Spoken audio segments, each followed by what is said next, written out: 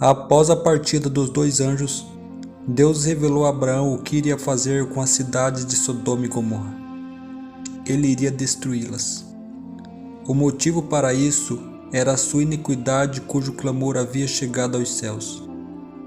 Deus viria exercer juízo sobre duas cidades que se encontravam numa impiedade tal que fazia com que o único remédio fosse a destruição total.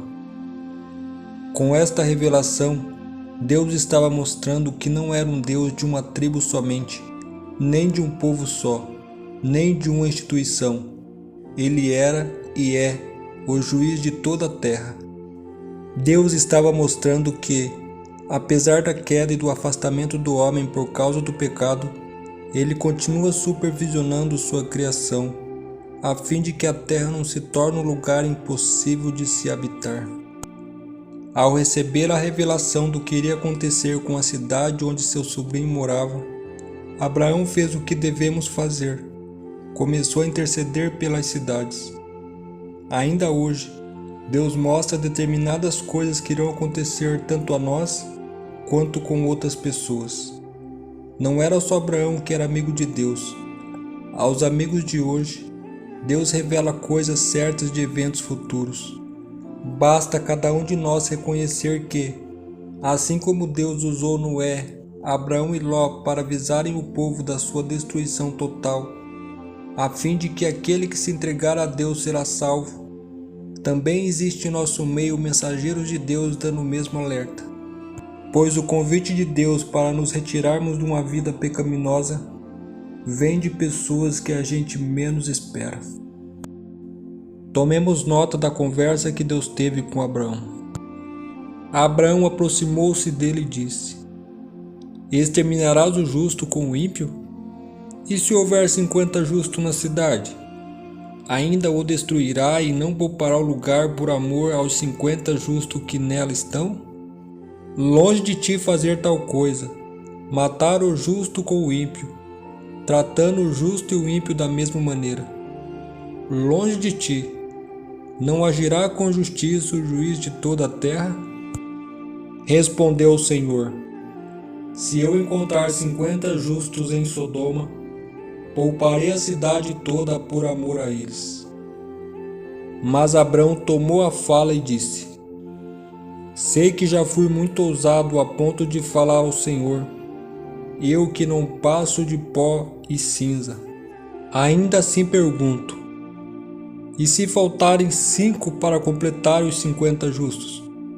Destruirás a cidade por causa dos 5? Ele respondeu: Se encontrares ali 45, não a destruirei. E se encontrares apenas 40? Insistiu Abraão. Ele respondeu: Por amor aos 40, não a destruirei. Então continuou ele: Não te ires, Senhor, mas permita-me falar. E se apenas 30 forem encontrados ali? Ele respondeu: Se encontrar 30, não a destruirei. Prosseguiu Abraão: Agora que já fui tão ousado falando ao Senhor, pergunto: E se apenas 20 forem encontrados ali? Ele respondeu: Por amor aos 20, não a destruirei.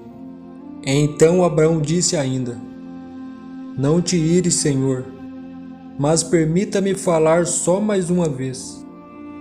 E se apenas 10 forem encontrados? Ele respondeu: Por amor aos 10, não a destruirei. Tendo acabado de falar com Abraão, o Senhor partiu, e Abraão voltou para sua casa. Gênesis capítulo 18, verso 23 a 33. Através do diálogo entre Deus e Abraão, vemos que não é simplesmente pela iniquidade dos homens que vem o juízo de Deus, e sim pela ausência dos justos.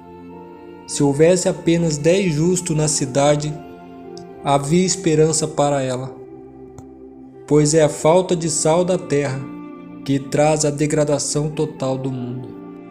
A oração de Abraão não fez com que Deus mudasse de ideia com relação à destruição das cidades, mas fez com que seu sobrinho fosse tirado de lá antes dessa destruição chegar. Sempre é algo que Deus possa fazer em resposta a orações de seus fiéis. Aconteceu que, antes da destruição de Sodoma, Deus enviou o mensageiro a Ló.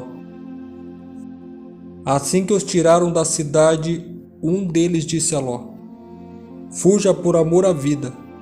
Não olhe para trás e não pare em lugar algum da planície. Fuja para as montanhas ou você será morto." Gênesis capítulo 19, verso 17. Essa mesma voz de advertência foi ouvida pelos discípulos de Cristo antes da destruição de Jerusalém. Quando virem Jerusalém rodeada de exércitos, vocês saberão que a sua degradação está próxima. Então os que estiverem na Judéia, fujam para os montes, e os que estiverem na cidade saiam, e os que estiverem no campo não entrem na cidade. Pois esses são os dias da vingança, em cumprimento de tudo o que foi escrito. Lucas capítulo 21, verso 20 a 22. Em ambos os casos, não teriam tempo eles para conseguir coisa alguma de suas posses, mas antes aproveitar-se a oportunidade de fugir. As chamas que consumiram a cidade da planície derramaram sua luz de advertência, até mesmo em nossos tempos. É-nos ensinada a lição terrível e solene de que, ao mesmo tempo em que a misericórdia de Deus suporta longamente o transgressor, há um limite além do qual os homens não podem ir no pecado. Quando é atingido aquele limite, os oferecimentos da misericórdia são retirados e inicia-se o ministério do juízo. O Redentor do mundo declara que há maiores pecados do que aqueles pelos quais Sodoma e Gomorra foram destruídas. Aqueles que ouvem o convite do Evangelho chamando os pecadores ao arrependimento e não o atendem, são mais culpados perante Deus do que os que foram os moradores de Sodoma e Gomorra. E ainda maior pecado é aqueles que professam conhecer a Deus e guardam os seus mandamentos, e contudo negam a Cristo em seu caráter e vida diária. À luz da advertência do Salvador, a sorte de Sodoma é um aviso solene, não simplesmente para os que são culpados do pecado declarado, mas a todos que têm em pouca conta a luz e privilégio enviados pelo céu. Quando Ló entrou em Sodoma, inteiramente se propõe a ele a conservar-se livre da iniquidade e ordenar a sua casa depois dele, mas de maneira bem patente, fracassou. As influências corruptas ao redor dele tiraram o efeito sobre sua fé, e a relação de seus filhos para com os habitantes de Sodoma ligaram até certo ponto seus interesses com os deles. O resultado está diante de nós. Muitos ainda estão cometendo erro semelhante. Escolhendo um lar, olham para as vantagens temporais que podem adquirir do que para as influências morais e sociais que cercarão a eles e sua família. Escolhem um território belo e fértil, ou mudam para outra cidade grande, na esperança de conseguir maior prosperidade. Mas seus filhos se acham rodeados de tentações e muitas vezes formam amigos que são desfavoráveis ao desenvolvimento da piedade e formação de um caráter reto. A atmosfera de uma moralidade frouxa, de uma incredulidade de indiferença às coisas religiosas, tem uma tendência para contrair a influência dos pais. Exemplo de rebelião contra a autoridade paterna e divina, estão sempre diante dos nossos jovens. Muitos fazem amizade com ateus incrédulos e lançam de sua sorte com os inimigos de Deus. A partir de amanhã, entraremos na lição 8 e estudaremos sobre a promessa que Deus fez a Abraão em relação a seu filho. Que Deus os abençoe e até a próxima.